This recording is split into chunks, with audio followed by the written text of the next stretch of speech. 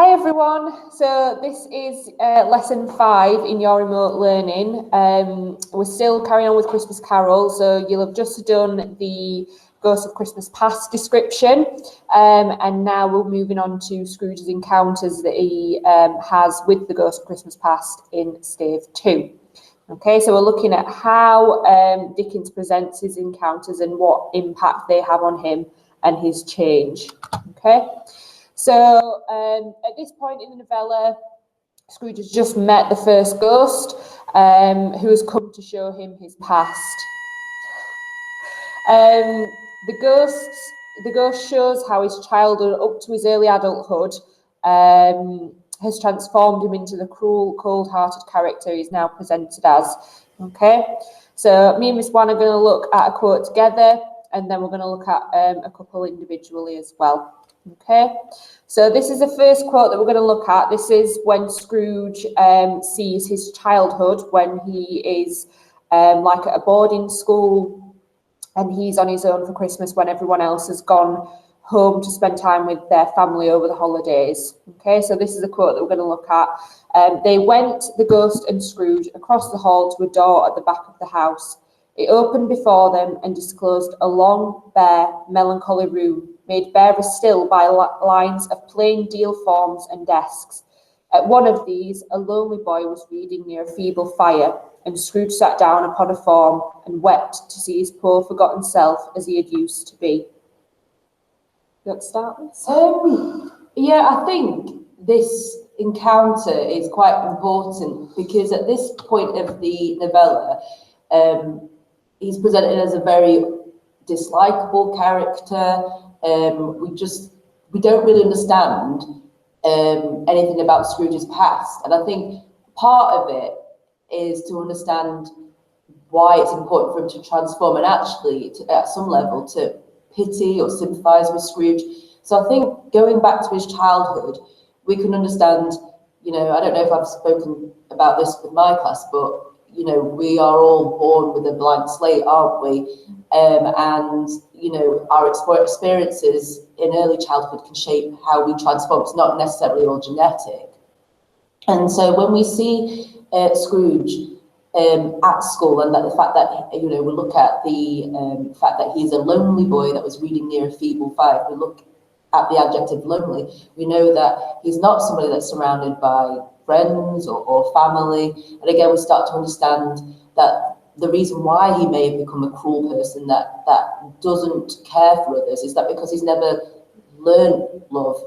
He's never been showed love himself. Yeah, and so what we see here, again, when we zoom further into the personification of the room being described as melancholy, which was sad, is that he's surrounded by unhappiness, and I think as part of that, because he's experienced quite a cruel childhood, this has led to his development and as he is now. Anything you want to say? Yeah, so just following on from what Miss Wan's just said about the description of the room. So obviously it's opening and we just see this one boy at a desk. And his kind of loneliness is emphasised by the fact there's these lines and lines of plain deal forms and desks. So obviously, if you think about a classroom, you wouldn't think of only just one person being sat in there. So the kind of emptiness in the room is kind of emphasising Scrooge's loneliness, the fact that he is the only one there at Christmas. And this is probably where his kind of hatred of Christmas stems from, potentially, because he hasn't experienced the kind of the coming together at Christmas and seeing family and it being a time to spend with others over the festive period. So we can kind of, like Ms. Wan said, kind of sympathise with him and begin to understand why he is the person that he is at the start of the novella. I just want to move on to the last bit in the quote as well, where Scrooge has sat down upon a form and wept to see his poor forgotten self as he used to be. So we've already seen Scrooge's initial reaction, his first emotional reaction, in the earlier on in the stave when he first sees the village where his school used to be and all his old schoolmates and things like that. and this is again kind of emphasised more the fact that he's weeping, which if you don't know, just means to cry. So he's crying to see how sad and miserable and lonely, and like it says, he's forgotten by everyone. He's forgotten by his family, he's forgotten by his friends. So he leads this very solitary and isolated life from very early on. And I think that's why he has transformed into this cold-hearted character who does kind of shun any form of affection. You know,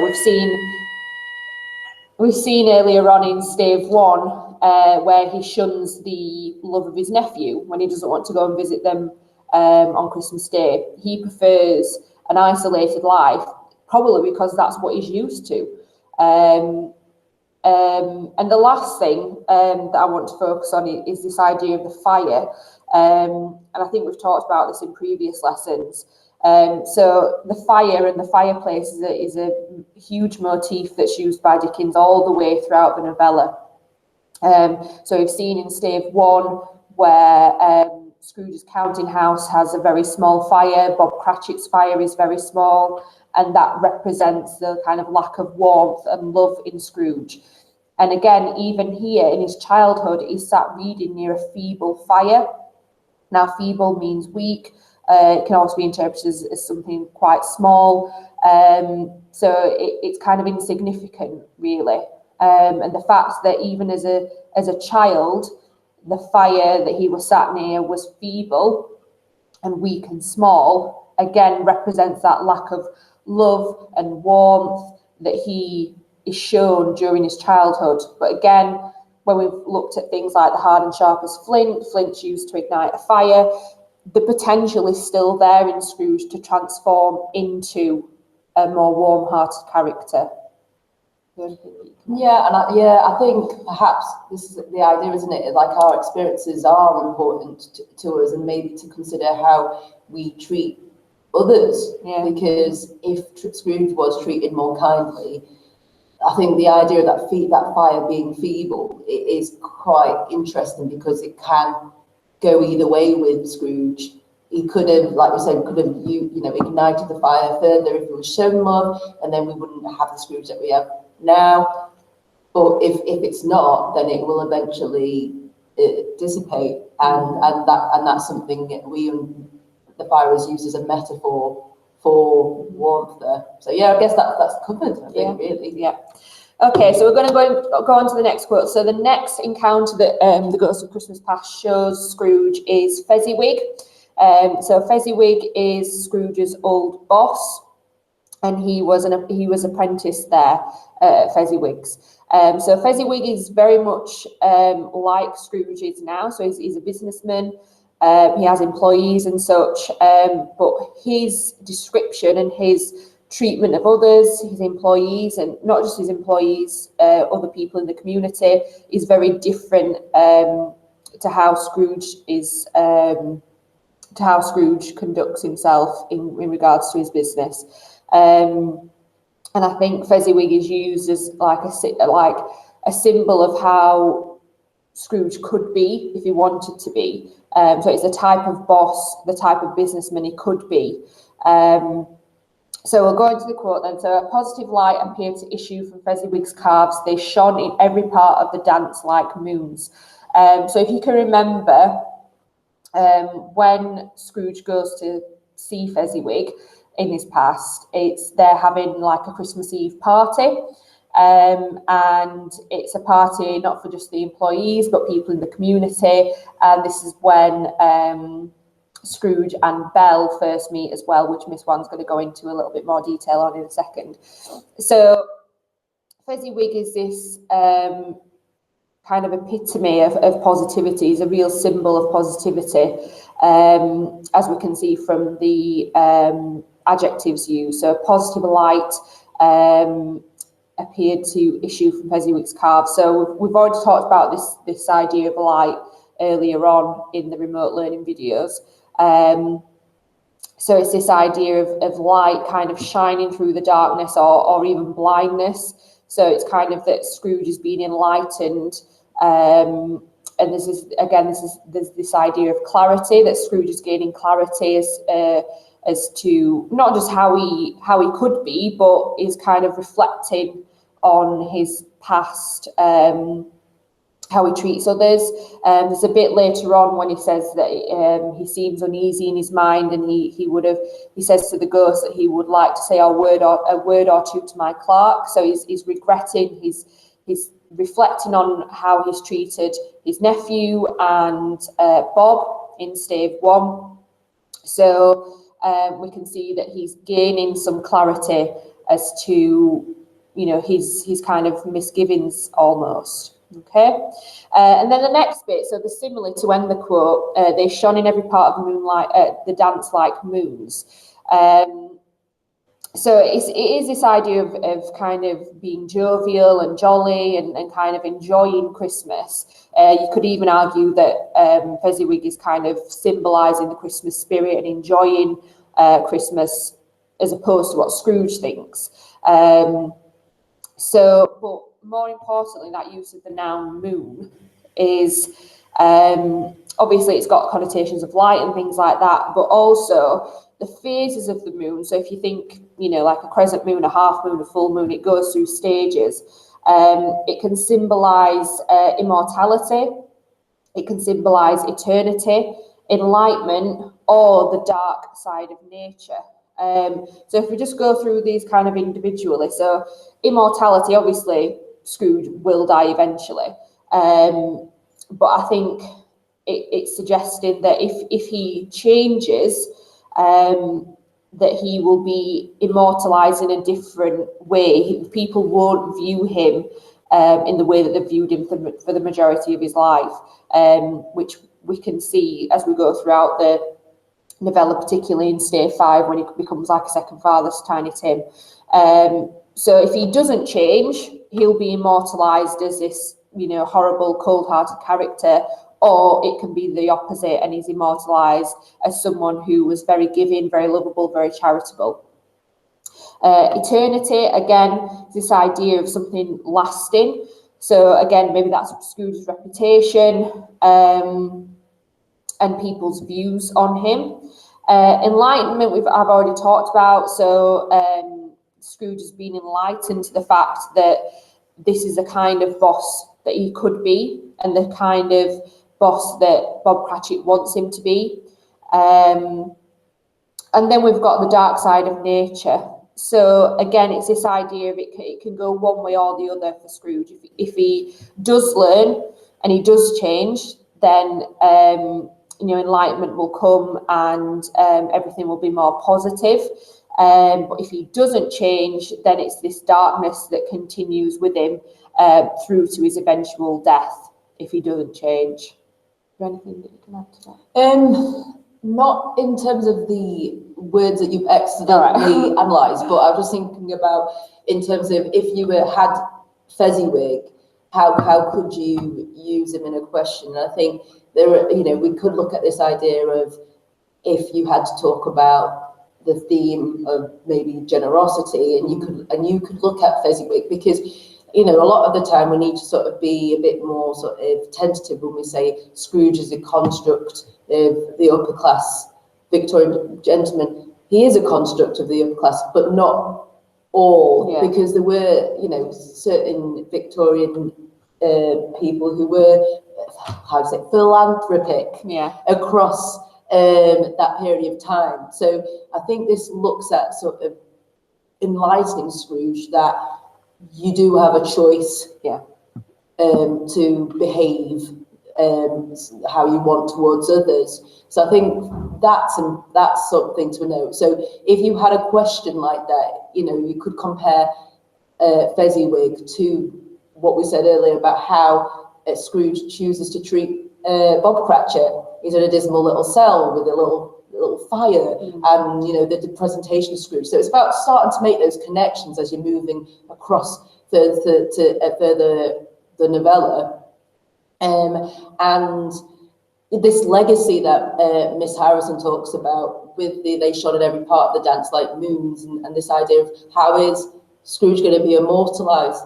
Well, as we move further on with our sessions, you will see the legacy that Scrooge chooses to leave behind, because he didn't sort of behave in a good way towards others in his present life. So I think at this point, Fezziwig's not a major character, but he does have some significance in terms of Scrooge's transformation, and obviously because the ghost of Christmas Past chooses to use this encounter to teach Scrooge how he should behave towards others. So I think it's about sort of using something like this. And I think using Fezziwig's not an obvious choice as well. Yeah. Okay, so we're going to go on to the last quote of this session, and this is Miss Wan's quote. Okay, so, unfortunately, we see Scrooge's life and how it's panned out. He's alone, seemingly satisfied with the fact that he's chosen money, wants to be alone, seemingly again. As we start to learn more about him, he wasn't, like we said, he wasn't always like this. It's about how he's been shaped. So Belle was Scrooge's former fiancée. So at some point, he did choose to let love into his life. But at this point, his avarice, his greed took over him. And at this point, she is breaking up with Scrooge. And she says a few things about why she's chosen to break free from him. And she says, another idol has displaced me. And then she goes on to say, a golden one. So I want to focus on the noun idol and the definition of that.